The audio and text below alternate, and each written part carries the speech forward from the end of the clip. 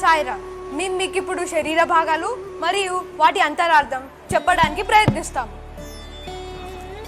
కళ్ళు.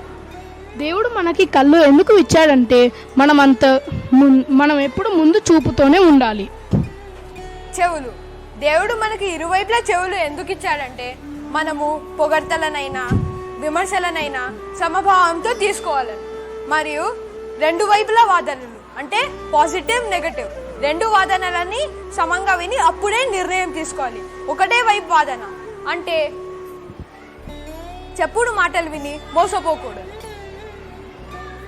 నాలుక. నాలుకని వశం చేసుకుంటే లోకాన్ని వశం చేసుకోవచ్చు అన్నారు బాబా. గుండె. పక్క ఎముకలలో దేవుడు గుండెను ఎందుకు పెట్టాడంటే మనం అంత లోతుగా ఇతర జీవులను ప్రేమించాలని. పొట్ట. కాళ్ళు చేతులు కలిపి పొట్టకు ఆహారాన్ని అందిస్తాయి. పొట్ట ఆ ఆహారాన్ని జీర్ణం చేసి కాళ్ళు చేతులకే కాకుండా ప్రతి ఒక్క శరీర భాగానికి పంపిస్తుంది.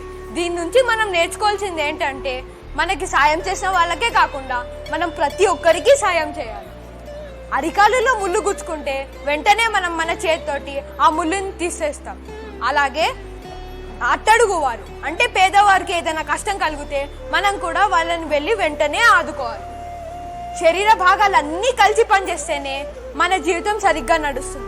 అలాగే మనం అందరం కలిసి పనిచేస్తేనే దేశం బాగుపడుతుంది. సాయిరాం. సాయిరాం.